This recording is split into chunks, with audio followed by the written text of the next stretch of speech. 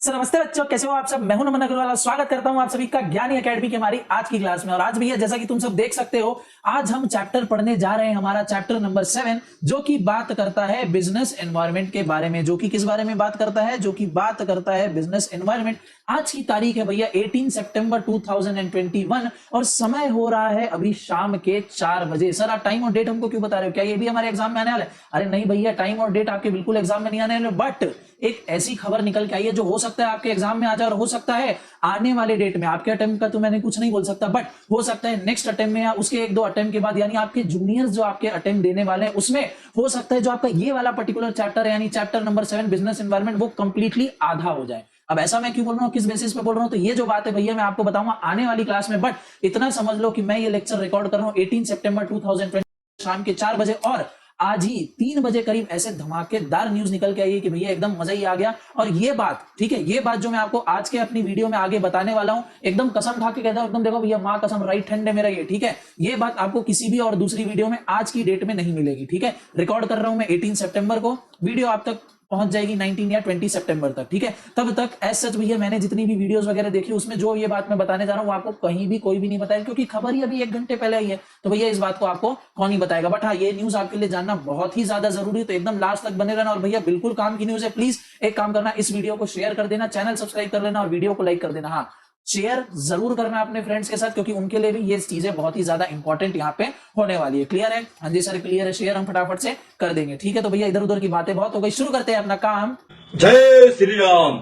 Okay तो जैसा कि तुम सब देख सकते हो, हम पढ़ने वाले हैं चैप्टर हमारा बिजनेस एनवायरनमेंट, ठीक है। अब इस तरीके का चैप्टर, या मैं बोल दूं ये चैप्टर आपने पढ़ रखा है जब आप बचपन में क्लास 12th में स्कूल जाते थे, नन्हे मुन्ने बैग लेके। सर हम तो बैच 2020-21 वाले, हम तो कभी स्कूल ही नहीं गए और पास भी हम फोकट में हो गए, ठीक है। हमने कुछ उतनी खास ज्यादा पढ़ाई नहीं करी, टीचर ऑनलाइन क्लास में पढ़ाते थे, आधी बात हमको समझ में नहीं आती थी और ना हम ध्यान से कभी पढ़ते थे, तो ये चैप्टर हमने पढ़ाई नहीं। ऐसा भी कुछ बच्चों के साथ हो सकता है, बट ठीक है, कोई टेंशन लेने की बात नहीं है। मैं आया हूं सारी एक एक चीजें तुमको बता के जाऊंगा। जिन बच्चों ने class 12 business studies chapter number 3, same chapter था तुम्हारा बिजनेस एनवायरनमेंट, उसको पढ़ रखा है, तो उनके लिए आधा चैप्टर तो वैसे इजी हो गया, और आधे चैप्टर में भी बचे, आधे चैप्टर में भी सिर्फ और सिर्फ 20% समझने लायक बात है, बाकी 30% कुछ खास इंपॉर्टेंट है नहीं। तो जिन बच्चों ने चैप्टर नंबर आपका 3 क्लास 11th नहीं क्लास 12th बिजनेस स्टडीज में पढ़ रखा होगा, तो उनके लिए तो भैया बहुत अच्छी बात होने वाली है। जिन लोगों ने नहीं पढ़ा कोई बात नहीं, सारी चीजें आपको समझ में आएगी, बस बने रहना मेरे साथ, ठीक है। तो चैप्टर का नाम आपका बोलता है भैया बिजनेस एनवायरनमेंट। देखें हम यहाँ पे, तो ये दो चीजों से बना है, ठीक है, दो वर्ड से मिलकर हमारा ये वर्ड सामने है, क्या क्या, बिजनेस और एनवायरनमेंट। बिजनेस मतलब क्या होता है? तो सर बिजनेस मतलब एक ऐसी एक्टिविटी, ठीक है, जो हम किसके लिए करते हैं? For the purpose of profit, ठीक है। प्रॉफिट कमाने के लिए अगर कोई 2 पर्सन कुछ एक्टिविटी कर रहे हैं, कुछ सेल परचेज कर रहे हैं, सर्विसेज का उनमें एक्सचेंज हो रहा है, तो वो क्या हो गया? बिजनेस हो गया। एनवायरनमेंट क्या होता है सर? एनवायरनमेंट अगर हम जनरल भाषा में बात करें तो एनवायरनमेंट मतलब होता है हमारा सराउंडिंग। अब दोनों चीजों को यहां पे क्लब कर दो, यानी बिजनेस यानी कुछ एक्टिविटी हो गया जिससे हम प्रॉफिट कमा रहे हैं, और उसकी सराउंडिंग, तो बन क्या गया? बिजनेस एनवायरनमेंट, यानी बिजनेस की सराउंडिंग हो गया हमारा बिजनेस एनवायरनमेंट। यानी ऐसी सराउंडिंग, यानी वो एलिमेंट्स, वो फैक्टर्स जो बिजनेस को अफेक्ट करते हैं, ठीक है, वो फैक्टर्स जो बिजनेस को अफेक्ट करते हैं। क्या चीज में अफेक्ट कर सकते हैं सर? तो किसी भी चीज में। आपने कुछ टारगेट रखा है अपने बिजनेस का, उसमें वो अफेक्ट कर सकते हैं, आपकी बिजनेस की ग्रोथ में अफेक्ट कर सकते हैं। क्लियर है? तो ऐसे जो भी आपने बिजनेस का टारगेट सेट करके रखा है, उसमें जो भी फैक्टर्स अफेक्ट करेंगे वो क्या हो गए? Business environment. बिजनेस एनवायरनमेंट क्या? वो माहौल है, वो सराउंडिंग है जहां पे बिजनेस बीच में एग्जिस्ट करता है। ऐसे समझ लो बिजनेस भैया शेर है, और जो जंगल है आसपास उसके पेड़, वो हो गए उसका एनवायरनमेंट, ठीक है। तो ऐसे ही कुछ कॉन्सेप्ट है हमारे बिजनेस एनवायरनमेंट का। आई होप आपको एकदम सिंपल लैंग्वेज में क्लियर हो गया होगा बिजनेस एनवायरनमेंट। अब बुकिश लैंग्वेज में बिजनेस एनवायरनमेंट किसको बोलते हैं, जरा एक बार नजर मार लेते हैं यहाँ पे। क्लियर है? तो नोट्स भैया आपके सामने, आपको आपकी स्क्रीन पे दिख रहे होंगे। अगर आपको यही सेम कलरफुल नोट्स चाहिए जिसमें सारे इंपॉर्टेंट वर्ड्स मैंने हाईलाइट करके रखे हैं, और भी एक्स्ट्रा बहुत सारी चीजें आपको मिलने वाली है, करना कुछ नहीं है, डिस्क्रिप्शन में मैंने ऑलरेडी लिंक डाल दिया है हमारे टेलीग्राम चैनल का, वहां जाओ, चैनल ज्वाइन करो, फाइल सेक्शन में जाओ, और आपको इस वीडियो के लिंक के साथ साथ नीचे में आपको ये पीडीएफ फाइल भी यहाँ पे मिलने वाली फ्री ऑफ कॉस्ट। उसको भी चाहो शेयर करो, प्रिंट करके अपने पास पढ़ो, मोबाइल में देख के पढ़ो, जैसे मर्जी पढ़ना है पढ़ो, बट पास हो जाओ, रिजल्ट अपना मेरे साथ जरूर शेयर कर देना। क्लियर है? अब पढ़ते हैं भैया बुकिश लैंग्वेज में कि बिजनेस एनवायरनमेंट को क्या हम बोलते हैं यहाँ पे। तो a business environment can be defined as a set of elements closely involved with the business activities, ठीक है। business environment क्या है? एक set of elements है। set of elements मतलब कोई एक एलिमेंट है क्या? नहीं सर, एक एलिमेंट नहीं है, set of elements यानी उसमें बहुत सारी चीजें आने वाली हैं, ठीक है। अब वो कौन कौन सी सारी चीजें आगे देखेंगे, बट अभी समझ लो कुछ ऐसी चीजें, कुछ ऐसे एलिमेंट्स, कुछ ऐसे फैक्टर जो हमारी बिजनेस एक्टिविटी में भैया क्लोजली इन्वॉल्व होते हैं। क्लियर है? हाँ जी सर क्लियर है। दीज फैक्टर्स में हैव इंटरनल और external influence over companies result, performance and growth. भैया अब ये जो फैक्टर्स, इनका इन्फ्लुएंस कैसा हो सकता है? इंटरनल इन्फ्लुएंस भी हो सकता है, एक्सटर्नल इन्फ्लुएंस भी हो सकता है। कम ऑन, क्या इंटरनल इन्फ्लुएंस भी हो सकता है और एक्सटर्नल इन्फ्लुएंस भी हो सकता है। मतलब एक तरफ अंदर वाली घर वाली, एक तरफ बाहर वाली, ठीक है। इंटरनल इन्फ्लुएंस अंदर वाली घर वाली, और एक्सटर्नल इन्फ्लुएंस क्या हो गया? बाहर वाली, ठीक है। अब सर ये घर वाली बाहर वाली क्या कॉन्सेप्ट है, इसको भी मैं आपको, बस थोड़ी देर रुक जाओ ना यार, इतना क्या हड़बड़ी है तुमको? वीडियो चालू है अभी 2-3 मिनट नहीं हुआ, तुम अभी से हड़बड़ाना चालू कर दिए। आराम से हौले हौले करके समझेंगे ना इस चीज को, ठीक है। अभी ये समझो कि भैया कुछ ऐसे फैक्टर्स होते हैं जो कंपनी की रिजल्ट में, उनकी परफॉर्मेंस पे, उनकी ग्रोथ पे भैया इंपैक्ट डालते हैं। उन्हीं एलिमेंट्स को मिला के हम क्या बोलते हैं एक वर्ड में? Business environment. अब इनका इन्फ्लुएंस कैसा हो सकता है?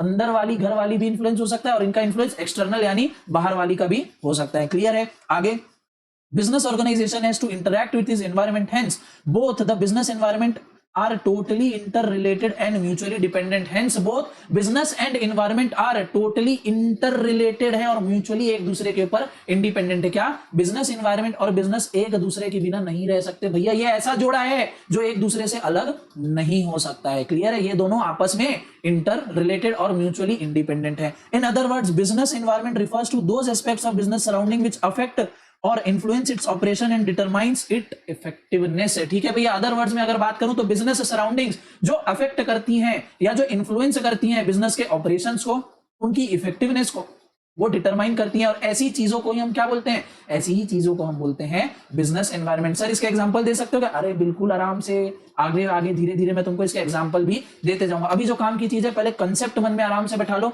फिर एग्जांपल भैया, फैक्टर्स, फीचर्स सब आपको मैं लाइन से बताने वाला हूं। कंसेप्ट क्लियर है कि नहीं? कमेंट करके जरूर बताना। बिजनेस एनवायरनमेंट क्या है? ऐसी सराउंडिंग, ऐसा माहौल जिसमें आपका बिजनेस एग्जिस्ट करता हो। क्लियर है? अगर यहीं पे मैं आपको एक सिंपल सा क्वेश्चन पूछूं, ठीक है, सिंपल सा क्वेश्चन पूछूं, आज की डेट में अगर आप करंट अफेयर से बहुत ज्यादा अवेयर हैं, क्या क्या? आज की डेट में अगर आप करंट अफेयर से बहुत ही ज्यादा अवेयर हैं, तो मैं आपसे उसी का एक क्वेश्चन पूछता हूं। अगर आज की डेट में मैं आपको एक ऑफर करूं, ठीक है, क्या ऑफर करूं कि आप भैया बिजनेस कर लो, ठीक है, मैं आपको एक ऑफर दे रहा हूं कि आप बिजनेस कर लो।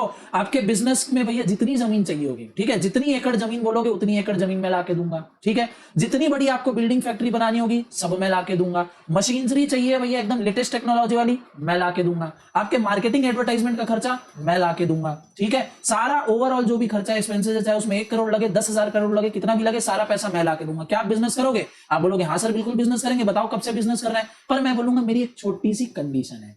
क्या कंडीशन है? मेरी एक छोटी सी कंडीशन ये है कि आपको बिजनेस करना है जाके अफगानिस्तान में, ठीक है। अफगानिस्तान में मैं आपको बहुत बड़ी जमीन लेके दूंगा, बहुत बड़ी आपको भैया प्लांट मशीनरी लगा के दूंगा, पूरा इंफ्रास्ट्रक्चर आपका सेटअप करके दूंगा, इवन मार्केटिंग एडवर्टाइजमेंट का कॉस्ट, इंपोर्ट एक्सपोर्ट के खर्चे, सारी चीजें मैं करवा के दूंगा अपने एक्सपेंस पे। क्या आप अफगानिस्तान में जाके बिजनेस करोगे? नहीं। आंसर इज नो भैया, कि सर हम अफगानिस्तान में जाके बिल्कुल भी बिजनेस नहीं करने वाले। क्यों नहीं करने वाले? सर अफगानिस्तान का ना माहौल ठीक नहीं है, वहां तालिबान का राज है, कब भैया हमारे बिजनेस पे अटैक हो जाए, हम जिंदा रहे या ना रहे, ठीक है, हमको इसका भी कोई गारंटी नहीं। आपने क्या बोला यहाँ पे? सर अफगानिस्तान का माहौल ठीक नहीं। तो यही माहौल तो क्या होता है? यही माहौल है बिजनेस इन्वायरमेंट, यानी हम एक पर्टिकुलर इन्वायरमेंट में हम प्रॉपर तरीके से बिजनेस कर सकते हैं या नहीं कर सकते, यही तो है बिजनेस इन्वायरमेंट और उसका इन्फ्लुएंस। क्लियर है? यहाँ पे मैं आपको फ्री में कैपिटल प्रोवाइड कर रहा हूँ, मार्केटिंग फ्री में करवा रहा हूँ, आपकी इंपोर्ट एक्सपोर्ट सारी चीजें मैं देखने को तैयार हूं, बट आपको बोल रहा हूं अफगानिस्तान में बिजनेस कर लो, आप बोलोगे नहीं करूंगा, ठीक है यार, नहीं करूंगी। वही चीज अगर मैं बोलूं कि भैया मैं आपकी कोई हेल्प यहाँ पे नहीं करूंगा, ठीक है, थोड़ी बहुत एडवाइजरी की आपको जरूरत होगी वो मैं दे दूंगा, बट आप बिजनेस कर लो इंडिया में खुद के पैसे से, क्या आप करोगे? हाँ जी सर हमारी इच्छा है, हमको बहुत बड़ा आदमी बनना है, हमको बिजनेसमैन बनना है, बहुत सारे पैसे कमाने हैं, हम इंडिया में बिजनेस कर लेंगे, अपना पैसा लगा के करेंगे, अपनी जमीन के ऊपर बिजनेस करेंगे, कर लेंगे। बट वही जमीन अगर मैं आपको गिफ्ट करूं, अपना सारे एक्सपेंसेस लगाऊं, बोलो अफगानिस्तान, पाकिस्तान या किसी भी एकदम गरीबी से जूझती हुई अफ्रीकन कंट्री में बिजनेस कर लो, तो क्या आप करोगे? नहीं करोगे। क्यों नहीं? सर आप बोलोगे हमको सेफ्टी के इश्यूज है। फिर अगर हम किसी गरीब कंट्री में हम जाके अपना बिजनेस कर रहे हैं, तो हम कोई अगर प्रोडक्ट बना रहे हैं, तो भैया वो कंट्री अगर इतनी गरीब है जहां उनके पास और पीने के लिए पानी वहां पे नहीं है, उनके पास खाने के लिए खाना नहीं है और पीने के लिए पानी नहीं है, तो भैया वो हमारे प्रोडक्ट क्यों ही खरीदेंगे? तो हमारे तो भैया सेल ही नहीं होगी, तो बिजनेस हमारा लॉस में चले जाएगा, तो हम वहां पे भी बिजनेस नहीं करना चाहेंगे। क्लियर है? हाँ जी सर। तो आप भैया ये सब क्या एनालाइज कर रहे हो, देख रहे हो ना कि बिजनेस का माहौल कैसा है, सराउंडिंग्स वगैरह कैसी, फिर आप अपना डिसीजन ले रहे हो, उसी चीज को बोलते हैं बिजनेस एनवायरमेंट। बहुत ही डीप एक्सप्लेनेशन मैंने आपको दिया एग्जाम्पल के साथ, समझ रहे हो? समझ रहे हो आप?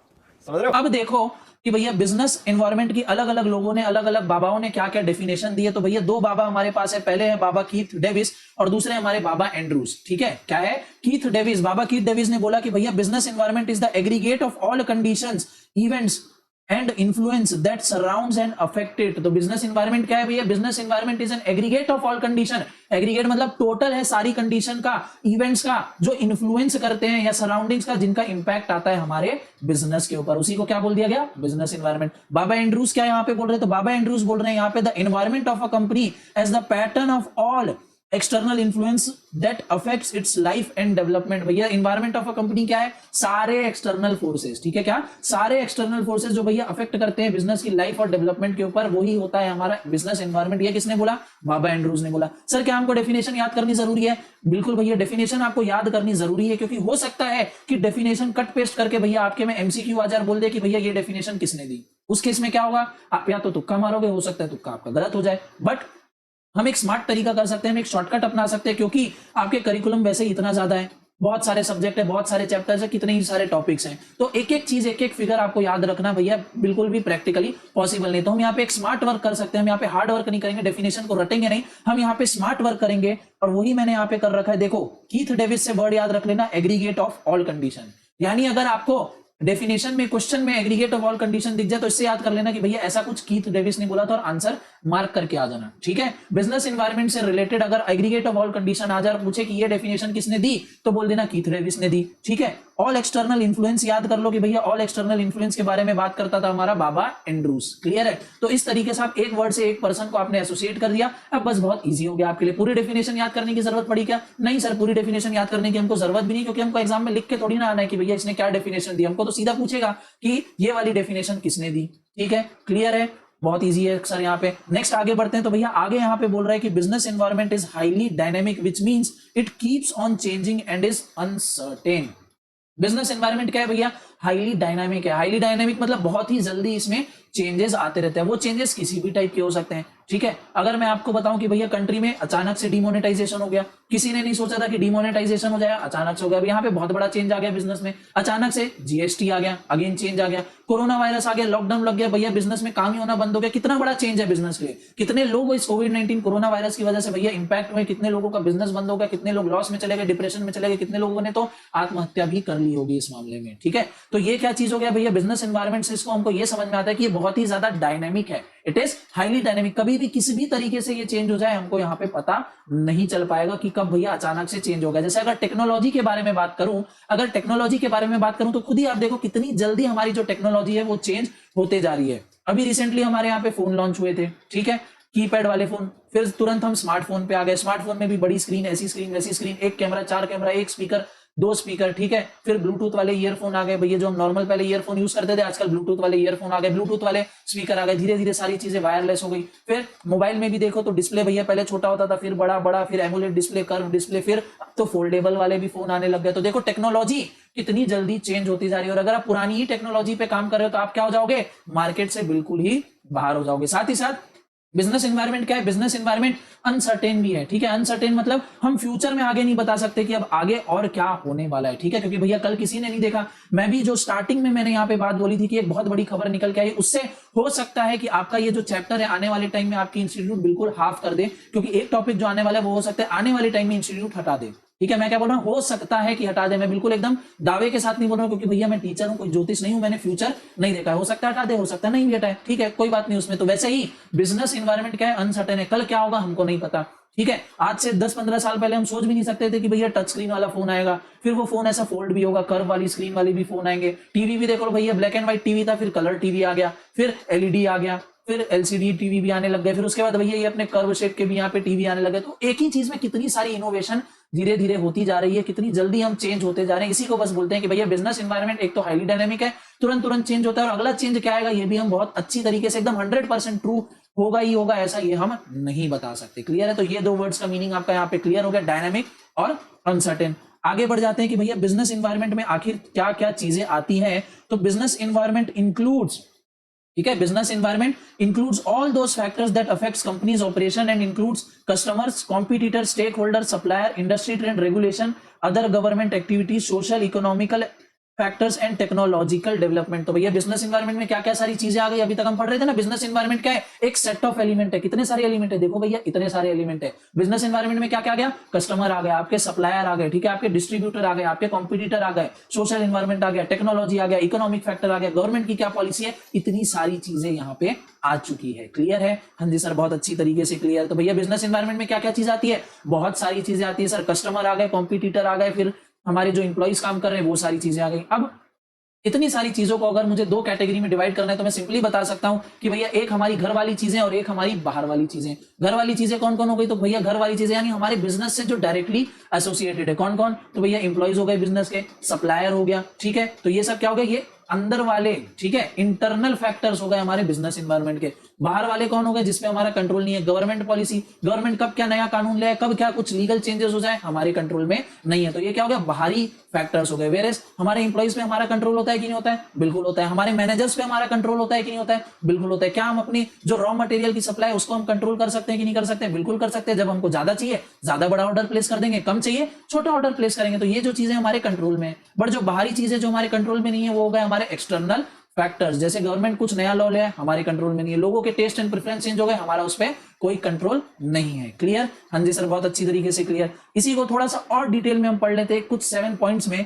वो 7 पॉइंट्स आपके यहाँ पे कवर होंगे। Features and factors influencing business environment, यानी कौन सी ऐसी बातें हैं, कौन से ऐसे फीचर्स और फैक्टर्स है भैया जो इन्फ्लुएंस करता है हमारे बिजनेस एनवायरनमेंट को। उसमें सबसे पहला पॉइंट है आपका ऑल एक्सटर्नल फोर्सेस, यानी सारी बाहरी ताकतें, यानी बाहर वाली सारी ऐसी चीजें जिनका भैया इंपैक्ट आता है हमारे बिजनेस के ऊपर। जैसे मैंने आपको ऑलरेडी बता दिया, गवर्नमेंट ने कोई नया कानून पास कर दिया, लोगों के टेस्ट एंड प्रेफरेंसेस चेंज हो गए, ठीक है। जैसे जैसे देखते जा रहे हैं ना, यूथ जैसे जैसे हमारी कंट्री में बढ़ते जा रहे हैं तो हम फास्ट फूड ज्यादा खा रहे हैं, ठीक है। घर का बना हुआ आजकल हमको उतना ज्यादा पसंद नहीं आता, बाहर की चीजें हम ज्यादा खा रहे हैं। टेक्नोलॉजी वाइज हम ज्यादा अपडेटेड है, हमको हर साल 2 साल में नया नया फोन चाहिए चलाने के लिए। क्लियर है, तो ये हो गए हमारे एक्सटर्नल फोर्सेस।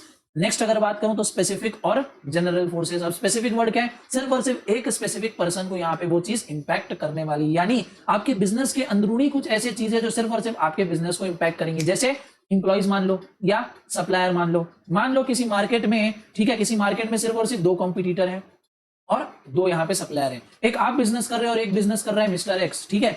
आप अपना रॉ मटेरियल इंपोर्ट करते हुए आप अपना रॉ मटेरियल मंगवाते हो सप्लायर ए से, और जो मिस्टर एक्स है वो मंगवाता है अपना रॉ मटेरियल सप्लायर बी से, ठीक है। आप किससे मंगवा रहे हो, ए से। मिस्टर एक्स मंगवा रहे हैं सप्लायर बी से। अब आपका और आपके सप्लायर के साथ हो गया झगड़ा, ठीक है, आपका और आपके सप्लायर के साथ हो गया झगड़ा। सप्लायर बोलता है कि भैया आप मुझसे बहुत ही ज्यादा डिस्काउंट मांग रहे हो, उतना ज्यादा डिस्काउंट मैं दे नहीं सकता, ठीक है। जो आप प्राइस मुझे बता रहे हो उस प्राइस में मैं आपको रॉ मटेरियल नहीं दे सकता। इस बात में आपका झगड़ा हो गया। अब क्या हो गया, आपका रॉ मटेरियल जो आना था वो रुक गया। इससे आपका बिजनेस इंपैक्ट होगा, हाँ जी सर बिल्कुल होगा। इससे आपके कॉम्पिटिटर का कुछ नुकसान होगा क्या, नहीं सर, कॉम्पिटिटर का तो कोई नुकसान नहीं होगा क्योंकि उसका सप्लायर तो दूसरा है, उसका और उसके सप्लायर के बीच में कोई झगड़ा ही नहीं है। सप्लायर तो हमारा जो है वो दूसरा है और हमारा उसके साथ झगड़ा चल रहा है अभी। क्लियर है, तो ये क्या हो गया, ये हो गया स्पेसिफिक फोर्स, यानी सिर्फ और सिर्फ इससे आपके ही बिजनेस के ऊपर इंपैक्ट आया, आपके कॉम्पिटिटर के बिजनेस के ऊपर कोई भी इंपैक्ट नहीं आया, ठीक है। अगर आपकी पर्टिकुलर कंपनी में आपके एम्प्लॉइज अगर हड़ताल पे चले जाते हैं, स्ट्राइक पे चले जाते हैं, तो इससे आपके बिजनेस में डिले होने वाला है, आपके बिजनेस को लॉस सफर करने वाला है। बट क्या आपके कॉम्पिटिटर पे इसका कोई इंपैक्ट आ गया क्या, इंपैक्ट मतलब कोई नेगेटिव इंपैक्ट आ गया क्या, नहीं सर, हमारे बिजनेस कॉम्पिटिटर के ऊपर कोई भी इसका नेगेटिव इंपैक्ट नहीं आने वाला है। तो ऐसी जो फोर्स है जो सिर्फ और सिर्फ आपके होल एंड सोल बिजनेस को इंपैक्ट करे वो हो गई स्पेसिफिक फोर्सेस। जनरल फोर्सेस मतलब मार्केट में जितने भी कॉम्पिटिटर हैं या जितने भी प्लेयर्स हैं मार्केट में उन सभी को इंपैक्ट करे वो हो गई हमारी जनरल फोर्सेस। जैसे क्या, टेक्नोलॉजी चेंज हो गई मार्केट में, ठीक है।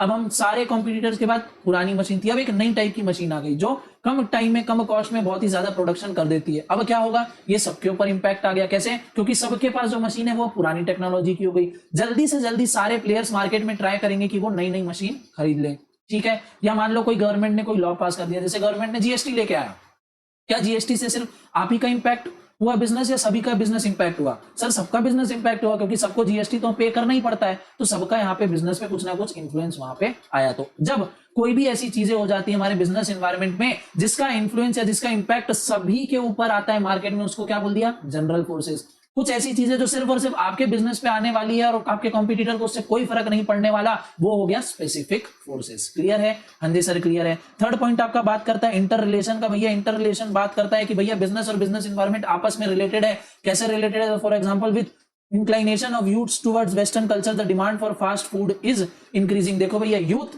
जो हमारा आज का यूथ है वो वेस्टर्न कल्चर की तरफ धीरे धीरे बढ़ते जा रहा है। इससे क्या हो रहा है भैया, उनकी डिमांड लाइकवाइज चेंज होते जा रही, तो उनकी जैसे डिमांड चेंज होगी, आपको भी अपनी डिमांड को या आपको अपनी सप्लाई को उनकी डिमांड के अकॉर्डिंग करना पड़ेगा। ठीक है, करना पड़ेगा कि नहीं करना पड़ेगा, बिल्कुल करना पड़ेगा भैया। जो कस्टमर आपसे मांग रहा है और आप उसको डिमांड को फुलफिल कर ही नहीं पा रहे, तो वो आपके पास वापस से आएगा ही नहीं, तो उनकी डिमांड को आपको आपकी सप्लाई से मैच करना पड़ेगा। तो हुआ ना ये इंटर रिलेटेड, ठीक है, दोनों आपस में चीज यहाँ पे रिलेटेड है, इसी चीज को बोल रहा है हमारा इंटर रिलेशन का पॉइंट।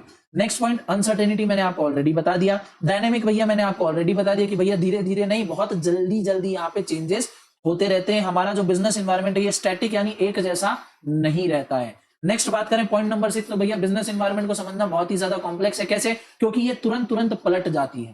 ठीक है, जो बिजनेस एनवायरनमेंट है ये बहुत जल्दी जल्दी चेंज हो जाता है, इसलिए इसको कॉम्प्लेक्स हो जाता है अंडरस्टैंड करना। जैसे एक एग्जांपल लूं, अगर मैं भैया, बचपन में हम सब मैथ्स पढ़ते थे, साइंस पढ़ते थे, सोशल स्टडीज पढ़ते थे। अब अधिकतर बच्चों का ये होता था कि उनको मैथ्स से बहुत ही ज्यादा डर लगता था, इंक्लूडिंग मी। मुझे भी मैथ्स उतना ज्यादा पसंद नहीं था। पसंद क्या? बिल्कुल भी पसंद नहीं था।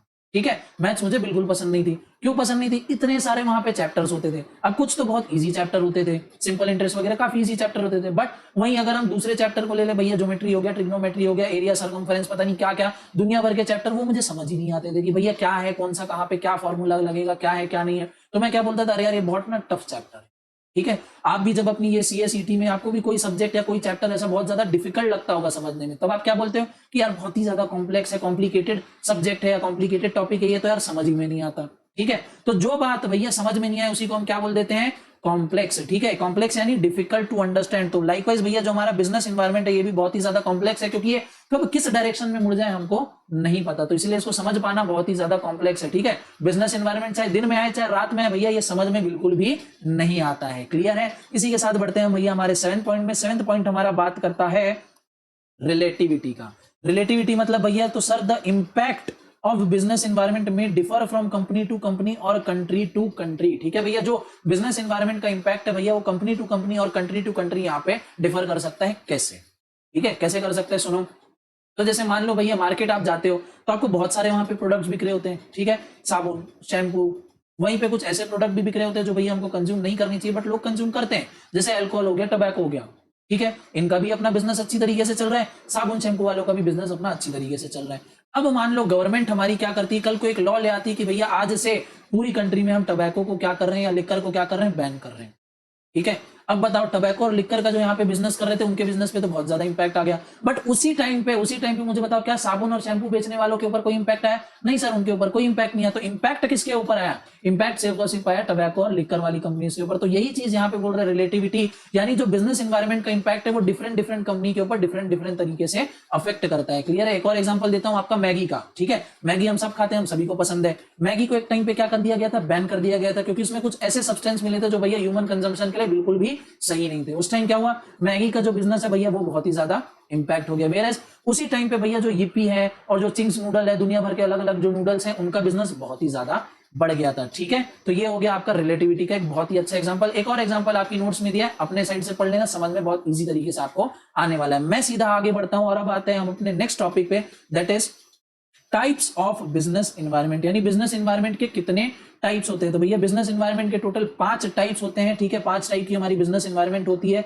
वो यहाँ पे लिखा हुआ है। इसका मैं आपको एक ज्ञान मंत्र यहाँ पे दे देता हूं, इसको आप इस तरीके से PESTL, ठीक है, पिस्टल भैया। ठीक है, पिस्तौल जैसे आप सीधा इस टॉपिक को ठोक दोगे इस ज्ञान मंत्र को याद करने के बाद। क्या है सर पिस्टल? तो भैया P से पॉलिटिकल, ठीक है, P से पॉलिटिकल, ई से इकोनॉमिकल, एस से सोशल, टी से टेक्नोलॉजिकल और ई एल से हमारा हो गया लीगल। ठीक है, ये हो गया आपका पिस्टल। इससे भैया बिल्कुल आपको पांचों एनवायरनमेंट अच्छी तरीके से याद हो गए। अब ये पांचों एनवायरनमेंट क्या एक एक करके फटाफट डिस्कस कर लेते हैं। तो सबसे पहला भैया पॉलिटिकल एनवायरनमेंट, नाम से ही भैया हमको इस एनवायरनमेंट का काम का पता चल रहा है, यानी ऐसा एनवायरनमेंट, ऐसे सारे फैक्टर जो भैया हमारी गवर्नमेंट से या गवर्नमेंट अफेयर से, कंट्री के पॉलिटिक्स से रिलेटेड है, वो सारी चीजें कहां पे आ जाएंगी? पॉलिटिकल एनवायरनमेंट में आ जाएगी। कोई भी पॉलिटिकल पार्टी या कोई भी हमारी गवर्नमेंट, चाहे वो सेंट्रल हो या स्टेट हो, ठीक है, कोई भी गवर्नमेंट, चाहे वो सेंट्रल गवर्नमेंट हो या हमारी स्टेट की गवर्नमेंट हो, कोई भी डिसीजन लेती है, कुछ भी काम करती है, तो वो कौन से टॉपिक के अंदर कवर होगा, कौन से टाइप ऑफ बिजनेस एनवायरनमेंट के अंदर कवर होगा? तो वो कवर होगा पॉलिटिकल एनवायरनमेंट के अंदर। जैसे एग्जाम्पल यहाँ पे दिया गया भैया, for example in the year 2020 due to कोविड-19 pandemic the central government announced nationwide lockdown due to which many companies suffered heavy reduction in their revenue as there was no demand for their goods and services, results of which huge unemployment increased, the number of loss making companies etcetera. ठीक है भैया, बहुत ही ज्यादा unemployment बढ़ गया, loss making companies का number भी यहाँ पे बढ़ गया, और भी बहुत सारे इसके एडवर्स इफेक्ट हुए। किस कारण एडवर्स इफेक्ट हुए? क्योंकि गवर्नमेंट ने अनाउंस कर दिया नेशन वाइड लॉकडाउन। क्लियर है? तो भैया ये डिसीजन किसका था? गवर्नमेंट का था। कौन से एनवायरमेंट के अंदर आएगा? पॉलिटिकल एनवायरमेंट के अंदर है। क्लियर है? कोई डाउट नहीं है इसमें? हाँ जी सर, बिल्कुल कोई डाउट नहीं है यहाँ पे। नेक्स्ट बात करते हैं इकोनॉमिक एनवायरमेंट के बारे में। इकोनॉमिक एनवायरमेंट क्या बोलता है? तो भैया economic environment consist of GDP, countries budget, per capita level और एम्प्लॉयमेंट रेट एक्सेट्रा। यानी जो भी इकोनॉमिक से रिलेटेड टर्म्स है, क्लियर, जो भी इकोनॉमिक से रिलेटेड टर्म्स है, जो भैया हमने ये सारी चीजें कहां पढ़ी थी? जीडीपी, एनडीपी, बजट, ठीक है, अनएम्प्लॉयमेंट रेट, एम्प्लॉयमेंट रेट, ये सारी हमने कहां पढ़ी थी? इकोनॉमिक्स में पढ़ी थी। तो यानी जो भी इकोनॉमिक से रिलेटेड वर्ड है सारे कहां आ जाएंगे? हमारे इकोनॉमिक बिजनेस एनवायरमेंट में यहाँ पे आने वाले हैं। ठीक है, कहां आने वाले हैं? इकोनॉमिक एनवायरमेंट में आने वाले हैं। क्लियर? नेक्स्ट भैया अगर हम बात करें हमारे सोशल फैक्टर्स की, तो सोशल फैक्टर्स क्या? जो हमारे सोसाइटी से, जो हमारे कल्चर से, जो हमारे कस्टम और ट्रेडिशन से जो रिलेटेड होते हैं, ठीक है, जो हमारी सोसाइटी से, कस्टम से, कल्चर से, ट्रेडिशन से जो रिलेटेड होते हैं, उन फैक्टर्स कहां पे आते हैं? वो फैक्टर हमारे आते हैं सोशल एनवायरनमेंट के अंदर। कैसे? एक एग्जांपल इसका दे देता हूं। जैसे मान लो आप एग्जांपल लो इंडिया का, और आप एक एग्जांपल ले लो सऊदी अरेबिया का। ठीक है, अब इंडिया का भैया माहौल, इंडिया का कल्चर एकदम अलग है, सऊदी अरेबिया का माहौल, कल्चर एकदम अलग है। ठीक है, दोनों कंट्रीज में भैया, दोनों की भैया ड्रेसिंग सेंस जो है बिल्कुल अलग है। ठीक है, ड्रेसिंग सेंस क्या है? दोनों की अलग है। खाना पीना दोनों का अलग है। दोनों का म्यूजिक टेस्ट, डांस कल्चर एकदम अलग है। क्लियर है? ठीक है, दोनों में टेक्नोलॉजिकल बहुत ज्यादा डिफरेंस है। ठीक है, तो ये क्या हो गया? जो सऊदी अरेबिया है उसका कल्चर बहुत ही ज्यादा अलग है, इंडिया का जो कल्चर है बहुत ही ज्यादा अलग है। ठीक है, हम जिस तरीके के गाने सुनना पसंद करते हैं उस तरीके के वो गाने नहीं सुनते, हम जिस तरीके के कपड़े पहनते हैं हम उस तरीके के वो कपड़े नहीं पहनते, या वो जिस तरीके के ड्रेस पहनते हैं वो हम उस तरीके की ड्रेस नहीं पहनते। क्यों? क्योंकि भैया जो ड्रेस वगैरह होती है या जो कल्चर वगैरह होती है उस कंट्री के पर्टिकुलर एनवायरमेंट के हिसाब से डिसाइड होता है। ठीक है, तो वहां का जैसा एनवायरमेंट है वैसा यहाँ पे नहीं है, या यहाँ का जैसा एनवायरमेंट है वैसा यहाँ पे नहीं है। क्यों नहीं है? क्योंकि भैया सोसाइटी अलग है, कल्चर्स हमारे डिफरेंस है, इसीलिए इन्हीं सारी चीजों को बोला जाता है भैया सोशल फैक्टर्स। ठीक है, जो सोसाइटी है भैया उनका एटीट्यूड कैसा है, वो किस तरीके से बिहेव करती है, यही सारी चीजें, ये सारे फैक्टर्स आ जाते हैं हमारे सोशल एनवायरनमेंट के अंदर। इसी के साथ हम आगे बढ़ते हैं टेक्नोलॉजिकल फैक्टर्स के ऊपर। अब टेक्नोलॉजिकल फैक्टर्स भैया ऑलरेडी मैंने एक्सप्लेन कर दिया, जो भी सारी टेक्नोलॉजिकल एडवांसमेंट हो रही है हमारी सोसाइटी में वही आ गए आपके टेक्नोलॉजिकल फैक्टर्स के अंदर। ठीक है, धीरे धीरे खुद भी देख रहे हो टेक्नोलॉजी कितनी जल्दी चेंज होते जा रही है। पहले कंप्यूटर होते थे भैया ये बड़े बड़े, ठीक है, एकदम घर जितने बड़े, एकदम बड़े बड़े हमारे कंप्यूटर होते, धीरे धीरे देखो कंप्यूटर का साइज कितना छोटा हो गया। ठीक है, आजकल तो भैया पाम टॉप भी आप सुने होंगे। ठीक है, हाथ में एक, आजकल तो भैया मोबाइल ही एक तरीके का यहाँ पे कंप्यूटर बन चुका है। मोबाइल में भी आप आजकल कंप्यूटर के बहुत सारे काम कर सकते हैं। प्ले स्टोर में आपको भैया एक्सेल का ऐप मिल जाएगा, वर्ड का ऐप मिल जाएगा, पीपीटी का ऐप मिल जाएगा। तो मोबाइल में क्या हो गया है, एक तरीके से आपका बहुत हद तक कंप्यूटर का यहाँ पे काम कर लेता है। ठीक है, तो कंप्यूटर का साइज देखो, जो पुराने टाइम में जो सबसे पहला कंप्यूटर था कितना बड़ा था साइज में। ठीक है, फिर धीरे धीरे देखो आज इतना छोटा हो रखा है कंप्यूटर। तो ये जो क्या है, ये टेक्नोलॉजिकल चेंजेस है। जो भी टेक्नोलॉजी में हमारी चेंज आ रही है कहाँ आ जाएगा? टेक्नोलॉजिकल इन्वायरमेंट में आ जाएगा। क्लियर? फिफ्थ बात करते हैं भैया लीगल फैक्टर्स के बारे में। लीगल फैक्टर्स नाम से ही समझ में आ रहा है कि भैया इसमें सारे जो भी एक्ट्स हैं, जो भी अमेंडमेंट्स हैं, लीगल प्रोसीडिंग्स वगैरह, ये सारी चीजें भैया जिस भी कंट्री के लॉज, पॉलिसी, गाइडलाइन वगैरह सारी चीजें इसके अंदर आने वाली है। फॉर एग्जांपल भैया it is compulsory to give statutory warning on tobacco products. ठीक है भैया, टबैको प्रोडक्ट आपने देखा होगा कहीं ना कहीं, फोटो में, पिक्चर में, टीवी में, एड वगैरह में, उसमें एक वार्निंग लिखी होती है कि भैया इससे कैंसर हो जाएगा। क्यों जरूरी है? क्योंकि लॉ बनाया गया है कि भैया अगर आप टोबैको प्रोडक्ट बेच रहे हैं तो आपको इसमें ये वार्निंग देना जरूरी है। और भी क्या बहुत सारे लॉ है। देखो आप कोई भी खाने पीने का सामान ले तो उसके पीछे इंग्रेडिएंट्स लिखा होता है। क्यों लिखा होता है इंग्रेडिएंट्स? कंपनी अपने ये इंग्रेडिएंट वाले सीक्रेट क्यों शेयर करती है? क्योंकि लॉ में ऐसा लिखा हुआ है कि भैया आप कुछ भी खाने पीने का सामान बेच रहे हो तो आप उसमें कौन सा इंग्रेडिएंट कितना % यूज कर रहे हो मेंशन करना जरूरी है। ठीक है, तो ये हो गया भैया हमारे लीगल फैक्टर्स, यानी जो भी चीजें लॉ से यहाँ पे रिलेटेड है जिसको हमको फॉलो करना ही करना है, वो सारे कहाँ आ जाते हैं? हमारे लीगल एनवायरनमेंट के अंदर यहाँ पे आ जाते हैं। क्लियर है? बिजनेस एनवायरनमेंट भैया इसी के साथ आपका बिजनेस एनवायरनमेंट खत्म हो गया, सारे फैक्टर्स फीचर खत्म हो गए, साथ ही साथ आपका टाइप ऑफ बिजनेस एनवायरनमेंट भी खत्म हो गया। शॉर्ट में देखो भैया ये प्यारा सा चार्ट मैंने यहाँ पे आपका दे रखा है, उससे भी आप अच्छी तरीके से पढ़ सकते हो। क्लियर है? नेक्स्ट मैं सीधा बढ़ जाता हूं हमारे अगले टॉपिक के ऊपर, और अगला टॉपिक बोलता है हमारा ease of doing business index by world bank for India. ठीक है, अब ये आपके लिए बिल्कुल नया टर्म है। जिन बच्चों ने भैया क्लास 12 में अच्छी तरीके से पढ़ाई की है तो उनके लिए तो भैया ये रिवीजन हो गया अभी तक कि बिजनेस एनवायरनमेंट क्या होता है, इसके फैक्टर्स, फीचर, टाइप वगैरह क्या होते हैं। अब ये कुछ ऐसा टॉपिक है जो आपके लिए बिल्कुल ही ज्यादा नया है। क्या है? बहुत इजी सा टॉपिक है और कुछ खास ज्यादा इंपॉर्टेंट नहीं है। इंपॉर्टेंट क्यों नहीं है? क्योंकि भैया इसमें मोस्टली डेटा दिया गया है कि क्या क्या क्या क्या इंप्रूवमेंट हुआ है, जो कि भैया याद रखना बिल्कुल भी प्रैक्टिकली पॉसिबल नहीं है। मैं आपको रिकमेंड भी नहीं करूंगा कि भैया आप इसको 10 घंटे बैठ के रट्टा मारते रहो। ज्यादा से ज्यादा क्या होगा, एक क्वेश्चन आएगा इससे पेपर में, 2 क्वेश्चन आएगा, वो भी आप तुक्का लगा सकते हो। ठीक है, उससे ज्यादा आपको टाइम इसमें देने की जरूरत नहीं है। मैं आपको बिल्कुल रिकमेंड नहीं करूंगा कि 10-15 घंटे बैठ के इसको सारे फैक्ट फिगर को याद रखते रहो, क्योंकि एक बार को याद भी कर लोगे, एग्जाम टाइम में इतना ज्यादा प्रेशर होता है कि उस टाइम में आप भूल जाओ। ठीक है, तो इससे अच्छा ज्यादा आपको याद नहीं रखना है। जो मेन बातें ऑलरेडी मैंने हाईलाइट करके रखी, सिर्फ उतना पढ़ के चले जाना, आपके लिए मोर देन इनफ वो चीजें हो जाएंगी। क्लियर है? हाँ जी सर, क्लियर है। अब मैं आपको एक्सप्लेन करता हूं कि भैया ease of doing business index by world bank for India क्या है। तो भैया वर्ल्ड बैंक का आपने नाम सुना ही होगा, भैया पूरी दुनिया का बैंक वर्ल्ड बैंक। ठीक है, वर्ल्ड बैंक क्या करता है? वर्ल्ड बैंक हर साल एक रिपोर्ट पब्लिश करता है। वर्ल्ड बैंक क्या करता है? हर साल और भी बहुत सारे काम करता है, बट एक रिपोर्ट वो पब्लिश करता है जिस रिपोर्ट का नाम है भैया ease of doing business index. ठीक है, क्या? Ease of doing business index. Sir ये रिपोर्ट क्या है? तो ये रिपोर्ट ये बताती है, वर्ल्ड बैंक पूरी 190 कंट्रीज अक्रॉस द ग्लोब सर्वे करता है, कुछ अपने 10 पैरामीटर्स पे जज करता है, और फाइनली ये रिपोर्ट पब्लिश करता है और उसमें लोगों को ये बताता है कि भैया आज की डेट में कौन सी कंट्री में बिजनेस करना आपके लिए बहुत ही ज्यादा इजी होने वाला है। ठीक है, ईज ऑफ डूइंग बिजनेस, यानी आपको अगर किसी दूसरी कंट्री में जाके बिजनेस करना है तो आपको कितना इजीली आप बिजनेस कर सकते हो, यानी उस पर्टिकुलर कंट्री में कितने इजीली आपको लैंड मिल जाएगी, कितनी इजीली भैया आपको सारी लॉजिस्टिक की व्यवस्था मिल जाएगी, इलेक्ट्रिसिटी मिल जाएगी, टाइम कितना लगने वाला है आपको डॉक्यूमेंट वगैरह कंप्लायंस वगैरह करने में, ये सारी चीजें। क्लियर है? हाँ जी सर, क्लियर है।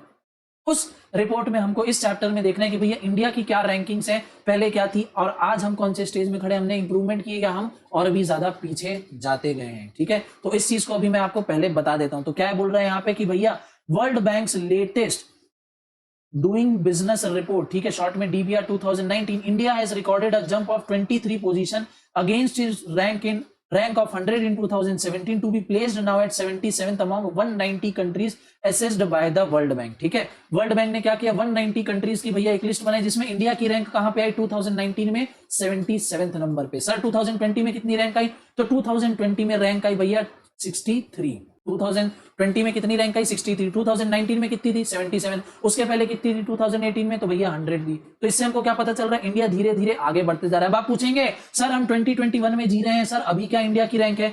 यही, ठीक है, इसी चीज को बहुत ही ज्यादा ध्यान से सुनना। ये जो ईज ऑफ डूइंग रिपोर्ट है जो वर्ल्ड बैंक पब्लिश करता है, ये जनरली वर्ल्ड बैंक पब्लिश करता है सितंबर अक्टूबर के महीने में। ठीक है, वैसे इसका ऐसा कोई फिक्स्ड टाइम नहीं है, कभी कभार अगस्त जून वगैरह में भी ये पब्लिश कर देता है, बट जनरली ट्रेंड देखा गया है कि सितंबर से अक्टूबर के बीच में वर्ल्ड बैंक जो है भैया अपनी ease of doing business report publish कर देता है।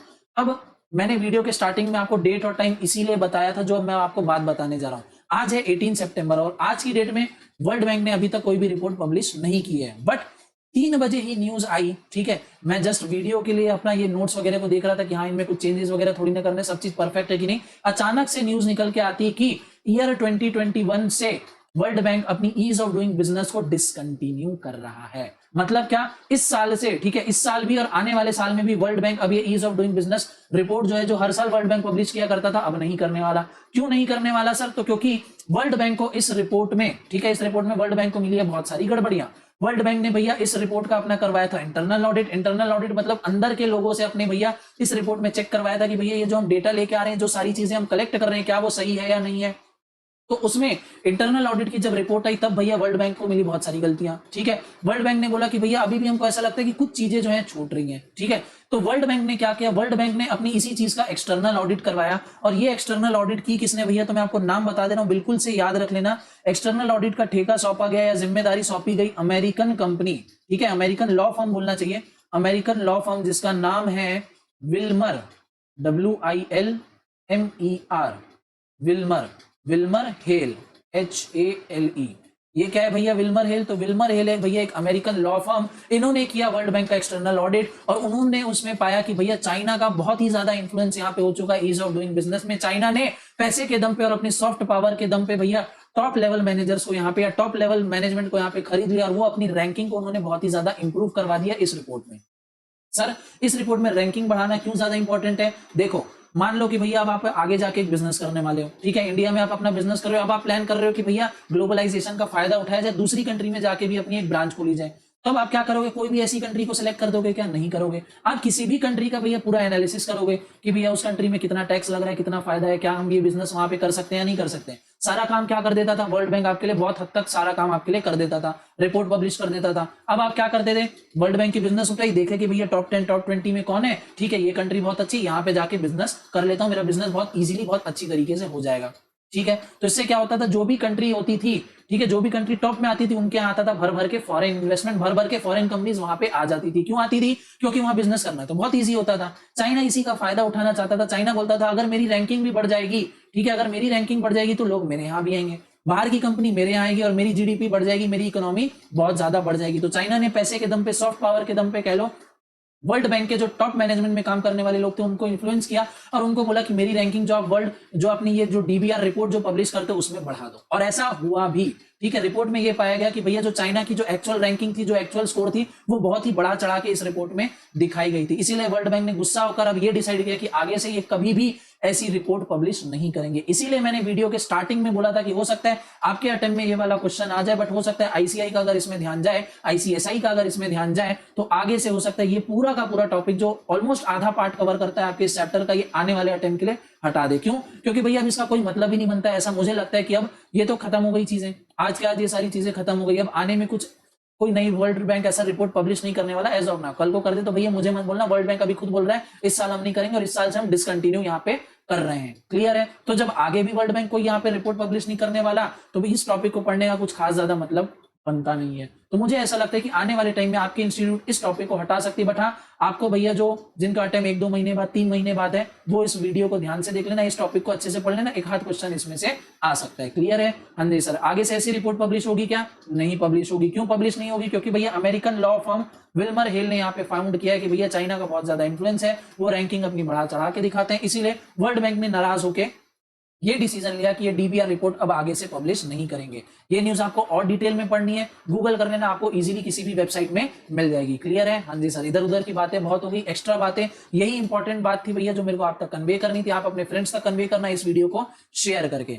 आते हैं हम हमारे वापस से इसी टॉपिक पे, ईज ऑफ डूइंग रिपोर्ट। मैंने आपको बता दिया कि भैया वर्ल्ड बैंक बनाता था ये रिपोर्ट जिसमें हमारी इंडिया की रैंकिंग एज पर 2020 थी 63, 2021 में कितनी होने वाली थी कोई नहीं पता। हम सिर्फ और सिर्फ अंदाजा लगा सकते हैं कि हो सकता है थोड़ी और इंप्रूवमेंट यहाँ पे आ गई हो, 57-55 के करीब हम पहुंच गए हो। बट एक्चुअल में क्या है अब हमको कभी भी यहाँ पे नहीं पता चल पाएगा, क्योंकि वर्ल्ड बैंक ये रिपोर्ट अब कभी पब्लिश करने ही नहीं वाला है। क्लियर है? ठीक है sir.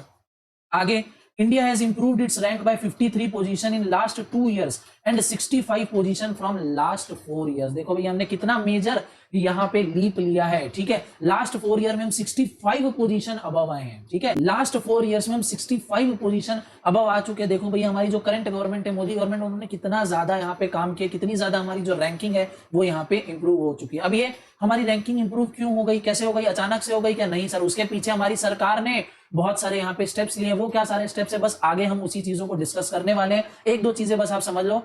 Distance to frontier, DTF. ठीक है, डीटीएफ का हो सकता है फुल फॉर्म पूछ ले, डिस्टेंस टू फ्रंटियर, ये चीज एकदम याद कर लेना।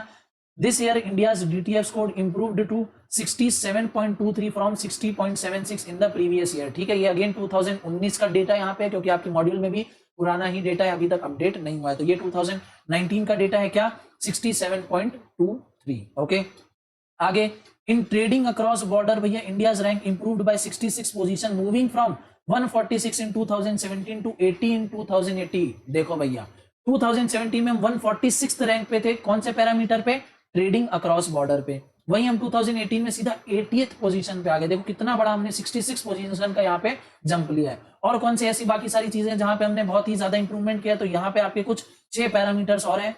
पहला है आपका कंस्ट्रक्शन परमिट। ठीक है, यानी अगर हमको कोई भी कंस्ट्रक्शन करना है उसमें हमको कितनी जल्दी परमिट मिल जाती है, कितना जल्दी हमारा काम हो जाता है। तो उसमें भैया 2017 में हम 181 पे थे, अब कहाँ आ गए 2018 में 52 पोजीशन पे।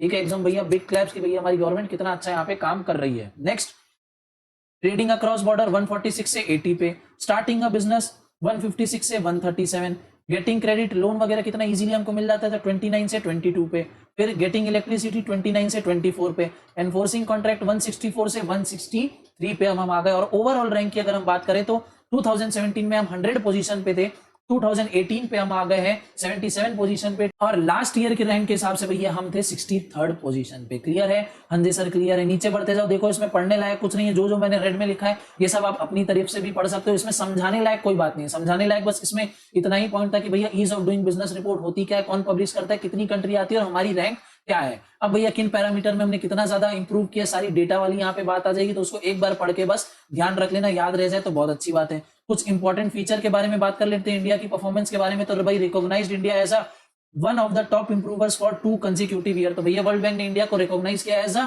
Top improvers in 2 consecutive year. Next, India is now placed at first position among South Asian countries as against 6th in 2014। South Asian countries की अगर हम बात करें तो अब हम टॉप पोजीशन पे आते हैं। जब हमारी क्या रैंक होती थी 2014 में 6th पोजीशन पे होती थी, आज हम नंबर 1 पोजीशन यहाँ पे एक्वायर करते हैं। कहां पे? साउथ एशियन कंट्री के कंपैरिजन में अगर हम बात करें।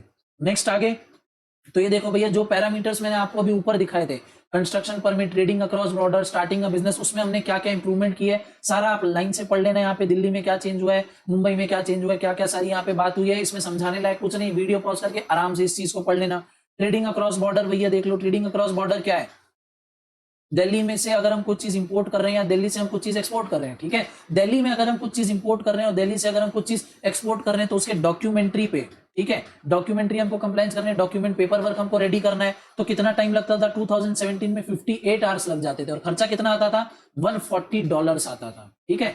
58 आवर्स हमको सिर्फ और सिर्फ पेपर वर्क करने में लगता था और $140 हमको यहाँ पे कॉस्ट आती थी, जो कि 2018 में क्या हो गई? 25 हो गई और $100 हमारी हो गई 100, ठीक है। $100 का खर्चा आने लगा और 25 आवर्स के अंदर हमारी सारी डॉक्यूमेंट्री कंप्लायंस हो जाती थी इंपोर्ट के मामले में।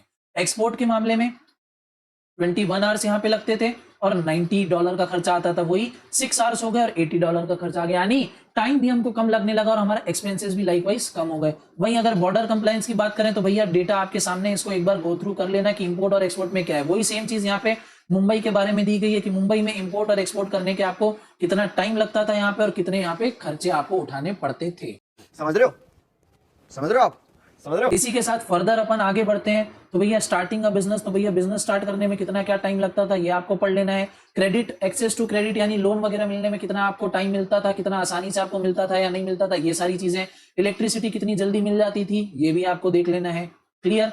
फिर यहाँ पे ओवरऑल रैंक के बारे में बात की गई है। 2014 में कितनी रैंक थी? 142, 16 में 130, 17 में 100, 18 में 77 और 2020 के हिसाब से 63। वहीं आप यहाँ पे DTF स्कोर देख सकते हो, कंटिन्यू ये यहाँ पे बढ़ता गया है। क्लियर है? अंदर सर क्लियर है?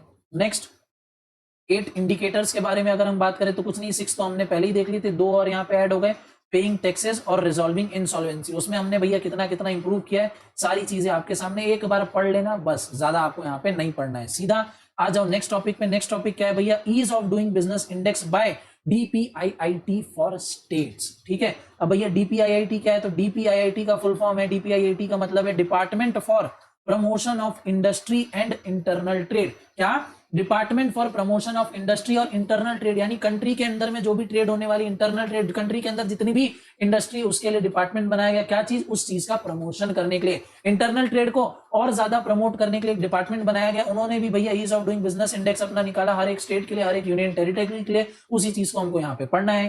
क्या चीज है भैया? तो सबसे पहला again world bank ease of doing assessment report, again वही चीज आपकी जो हमने ऊपर यहाँ पे पढ़ी, सारे इंडिकेटर कितनी कितनी हमारी यहाँ पे रैंक थी, क्या क्या पैरामीटर्स थे, टोटल 10 पैरामीटर्स थे। सारे पैरामीटर्स आप एक बार गो थ्रू कर लेना कि क्या क्या पैरामीटर्स थे और ओवरऑल रैंक हमारी क्या थी। अभी कितनी है? 63 है। 2021 में क्या होने वाली हमको नहीं पता, आगे क्या होने वाली बिल्कुल भी वर्ल्ड बैंक यहाँ पे नहीं बताने वाला है, ठीक है। ऐसा हो सकता है कि कोई और एजेंसी उठ के आ जाए, मान लो IMF आ जाए, ठीक है, वो बता दे, वो बोल दे कि भैया अब हम ease of doing business report type अब हम पब्लिश करेंगे, तो उनके हिसाब से देख लेंगे। But world bank as of now कोई भी रिपोर्ट पब्लिश नहीं करने वाला है। क्लियर? हाँ जी सर। नेक्स्ट देखो भैया स्टार्टिंग अ बिजनेस, ठीक है। बिजनेस स्टार्ट करने में पहले क्या क्या हमको प्रॉब्लम आती थी और हमने किस तरीके से उस प्रॉब्लम को सॉल्व किया, ये चीज हम देखने वाले हैं, ठीक है। अब जरा इस बात को समझो कि भैया हमारी रैंकिंग जो है वो इंप्रूव हो गई। रैंकिंग इंप्रूव होने के पीछे क्या ऐसे कारण थे, मेन कारण अब हम देखने वाले। तो सबसे पहला पैरामीटर जो था स्टार्टिंग अ बिजनेस, उसमें हमने क्या क्या काम किया? तो सबसे पहले उसमें minimum capital requirement for public and private companies has been eliminated under companies amendment act 2015, ठीक है। पहले क्या होता था, अगर आपको प्राइवेट कंपनी खोलनी है या आपको पब्लिक कंपनी खोलनी है, तब आपको एक मिनिमम कैपिटल रिक्वायरमेंट होती थी, ठीक है, जो कि 2015 में अमेंडमेंट लाके उस चीज को हटा दिया गया। यानी अब आपके पास 1 लाख रुपए भी है, 10,000 रुपए भी है, 10 करोड़ रुपए भी है, तब भी आप अपना बिजनेस स्टार्ट कर सकते हो। वेरएस पहले एक लिमिट होती थी, वो लिमिट क्या है गूगल कर लेना और कमेंट सेक्शन में जरूर मुझे बताना। क्लियर है? हाँ जी सर। नेक्स्ट हमने क्या किया, पहला काम तो हमने वो लिमिट हटा दी, तो यानी जिसके पास कम पैसा है वो भी अब एक कंपनी फॉर्म करके अपना काम कर सकते हैं। नेक्स्ट हमने इंट्रोड्यूस किया 1 सिंगल फॉर्म स्पाइस, ठीक है। हमने एक स्पाइस फॉर्म इंट्रोड्यूस किया भैया, जो हमारे स्टार्टिंग का बिजनेस में, बिजनेस स्टार्ट करने में बिल्कुल मसाला लाने वाला था, एकदम मजा लाने वाला था। क्या है भैया स्पाइस? तो स्पाइस का फुल फॉर्म है simplified pro forma for incorporating company electronically. ठीक है भैया, अब हमको कंपनी इलेक्ट्रॉनिकली इनकॉर्पोरेट करनी है, तो उसमें भी भैया पहले बहुत सारे डॉक्यूमेंट्स लगते थे। क्या क्या? नेम रिजर्वेशन करवाना पड़ता था, company incorporation director identification number चाहिए होता था, pan number, permanent account number, फिर 10 नंबर यहाँ पे हमको चाहिए होता था। सारी चीज को क्लब करके भैया अब स्पाइस में ले आया। ठीक है, अब आपको ये सारे पांचों डॉक्यूमेंट सबमिट करने की जरूरत नहीं है, एक स्पाइस आपने सबमिट कर दिया, स्पाइस में ही सारी आपसे डिटेल मांग लेंगे, आपका काम यहाँ पे हो गया। अब सोचो पहले हमको इतनी मोटी फाइल मेंटेन करनी पड़ती थी, अब वो एक सिंगल फॉर्म में यहाँ पे आ गई। ठीक है, तो पेपर वर्क हमारा कम हुआ कि नहीं हुआ? बिल्कुल कम हो गया। क्या अब हमको कम टाइम लगेगा? बिल्कुल कम टाइम लगेगा। पहले हमको 5 डॉक्यूमेंट मेंटेन करने पड़ते थे, अब सिर्फ और सिर्फ एक सिंगल डॉक्यूमेंट मेंटेन करना पड़ेगा।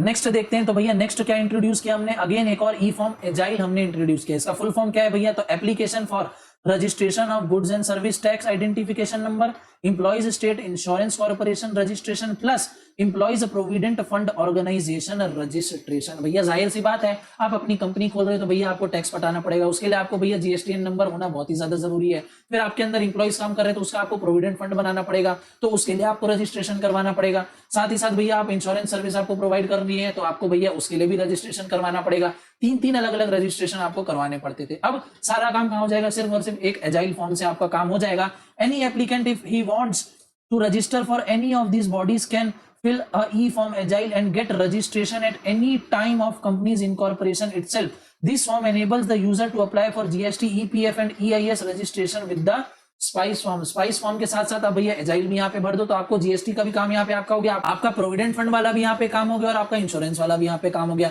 3 का काम भैया आपका एक चीज ने कर दिया एजाइल फॉर्म में। क्लियर। नेक्स्ट भैया हमने लॉन्च किया रन। ठीक है, रिजर्व यूनिक नेम। ठीक है, रिजर्व यूनिक नेम ये क्या चीज है भैया? तो हर किसी कंपनी का एक यूनिक नेम रहे, ये चीज हमने लेके आया भैया कि हर कंपनी का एक यूनिक नेम रहेगा। ठीक है, ये चीज हमने लेके आया RUN। This has also remove the requirement of use of digital signature certificate during the name reservation. ठीक है, नेम रिजर्वेशन जब भी हम करते थे तो डिजिटल सिग्नेचर सर्टिफिकेट की जरूरत होती थी, वो चीज भी हमने यहाँ पे हटा दी, RUN को हमने इंट्रोड्यूस करवा के। ठीक है, next incorporation fee reduce to 0 for companies with an authorise capital of 15 lakh. अगर आप कोई भी कंपनी खोल रहे हो जिसमें आपका ऑथराइज कैपिटल कितना है? 15 लाख है। कंपनी में भी अलग अलग टाइप के कैपिटल होते हैं। ठीक है भैया, क्लास 12 अकाउंट्स वगैरह में आपने पढ़ा होगा authorise capital, issued capital, subscribe but not fully paid up, subscribe but fully paid up, दुनिया भर के। उसमें अगर आपका ऑथराइज्ड कैपिटल 15 लाख है तो जो आपको इनकॉर्पोरेशन आप करवा रहे हो, ठीक है, इनकॉर्पोरेशन जो आप अपना करवा रहे हो उसकी कोई भी फीस आपसे गवर्नमेंट यहाँ पे नहीं लेने वाली। ठीक है, अगर आपका ऑथराइज कैपिटल 15 लाख है तो गवर्नमेंट आपसे कोई भी फीस चार्ज नहीं करेगी। गवर्नमेंट ये समझेगी कि ठीक है नया नया है, आपके पास कैपिटल भी बहुत कम है, आप कोई बहुत ज्यादा अमीर आदमी नहीं हो तो हम आपसे बिल्कुल भी फीस नहीं लेंगे। ऐसा अब हो रहा है, पहले कुछ फीस चार्ज करती थी गवर्नमेंट, अब उस फीस को कर दिया है 0। ठीक है, नेक्स्ट आगे बढ़ते हैं, तो online and common registration for, फिर अपना यही हो गया प्रोविडेंट फंड और इंश्योरेंस वाला चीज।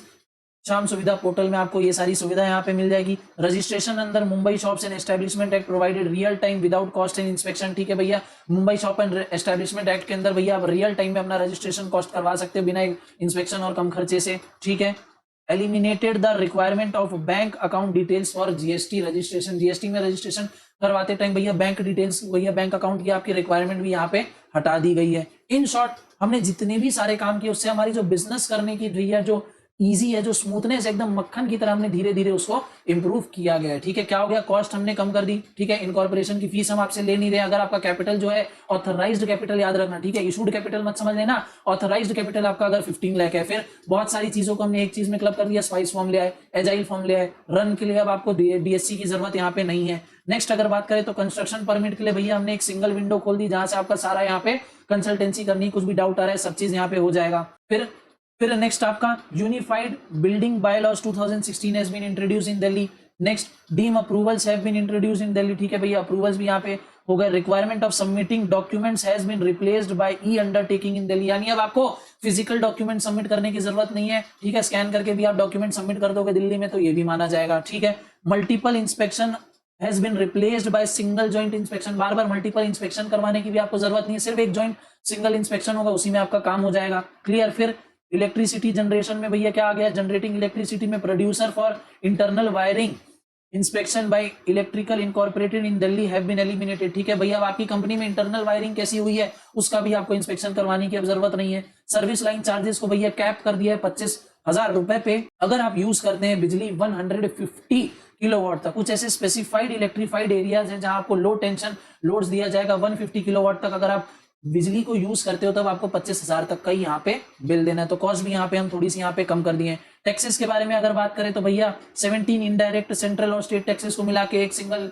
जीएसटी यहाँ पे ले आया। फिर कंपनी के बारे में बात करें, अगर आपकी कंपनी का सालाना टर्नओवर 250 करोड़ है तब उस केस में आपको सिर्फ और सिर्फ 25% टैक्स देना है, जो कि पहले 30% हुआ करता था। ठीक है, अब अगर आपका टर्नओवर 250 करोड़ से ज्यादा है तब भैया हम आपको समझेंगे कि आप अमीर आदमी हो, आप 30% यहाँ पे कॉर्पोरेट टैक्स दे दो। अगर 250 करोड़ से आपका टर्नओवर कम है तो भैया आपको सिर्फ और सिर्फ 25% यहाँ पे टैक्स देना है। यानी अगर आपका टर्नओवर 250 करोड़ से कम है तो आपको 5% की यहाँ पे टैक्स में भी छूट मिल जा रही है।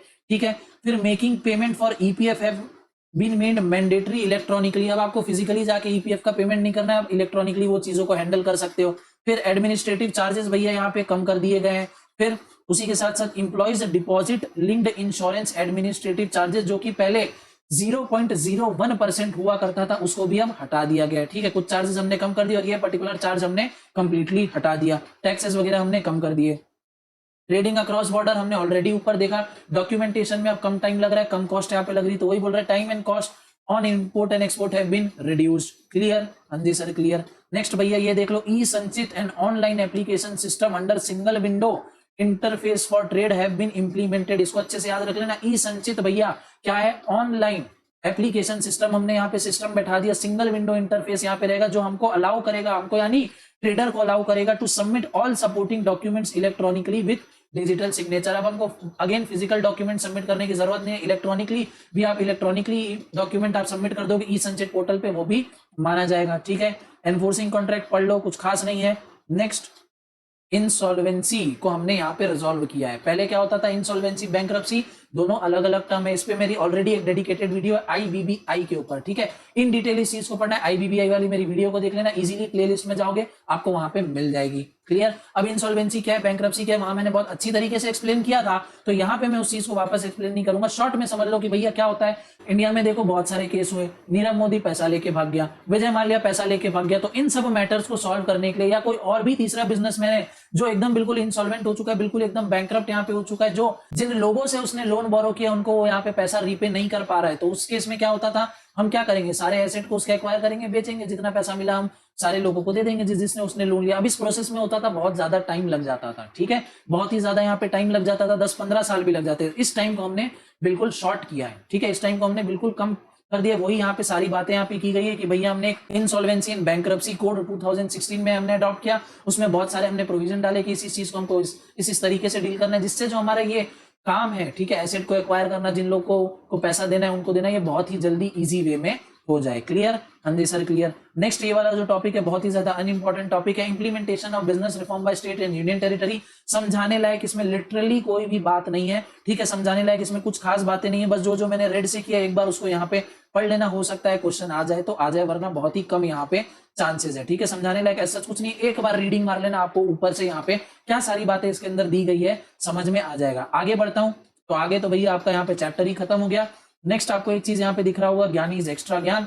जो ज्ञान भैया आपके यहाँ पे ऊपर में नहीं था वो मैंने ऑलरेडी आपको थोड़ा बहुत बता दिया है। वही चीज यहाँ पे दी गई है कि भैया ease of doing business report के 2020 के हिसाब से इंडिया की रैंक 63rd पोजीशन पे, हमने 14 पोजीशन का यहाँ पे जंप लिया है।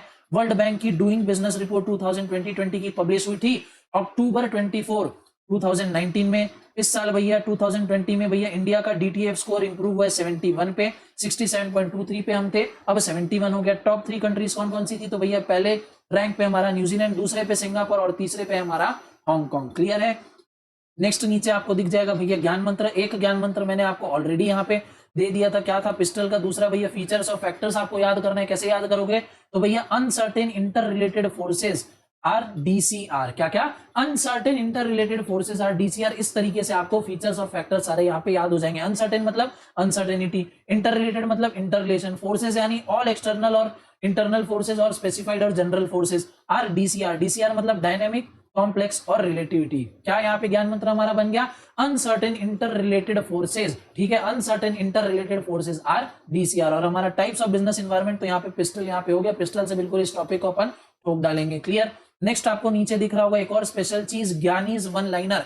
एक लाइन में मैंने भैया एक लाइन में आपके पूरे इस चैप्टर को यहाँ पे समअप कर दिया। जितनी भी इंपॉर्टेंट बात थी, जितने भी तरीके के क्वेश्चन यहाँ पे बन सकते थे, सारे मैंने एक लाइन में आपको यहाँ पे दे के रखे हैं। ठीक है, देख लो, बहुत सारे यहाँ पे वन लाइनर है, 50 से ज्यादा ही होंगे मेरे हिसाब से। आपको इसको अच्छी तरीके से पढ़ लेना है। वंस आपने यहाँ पे मेरी वीडियो देख ली, क्लास आपने पूरी अच्छी तरीके से देख ली है, नोट्स डाउनलोड कर लेना, वन लाइनर को भी एक बार पढ़ लेना। जितने भी इंस्टीट्यूट में क्वेश्चन है या कहीं से भी आपको क्वेश्चन मिलते सारे सॉल्व कर लेना, इजीली सॉल्व कर पाओगे। वंस आपने सारे क्वेश्चन सॉल्व कर लिए, आप हो जाओगे बिल्कुल एग्जाम रेडी। क्लियर है अंदर सर? अच्छी तरीके से क्लियर। तो विद दिस भैया आज की क्लास को मैं यहीं पे करता हूँ खत्म। और आपसे मैं बोलता हूँ bye bye, tata, goodbye. मिलूंगा आपसे नेक्स्ट क्लास में एक और नए टॉपिक के साथ। तब तक के लिए तो लाइक और शेयर ठोक दीजिए, महाकाल का दबा के लाइक और शेयर ठोक दीजिए। 5000 लौटे दिख जाना चाहिए। ये 4000 के लिए मैं यहाँ पे नहीं खड़ा हूँ, पूरा साल मेहनत करता हूँ आपके लिए बेटा। ऐसा नहीं चलेगा, ऐसा नहीं चलेगा। लाइक ठोकी दबा के, लाइक ठोकिए।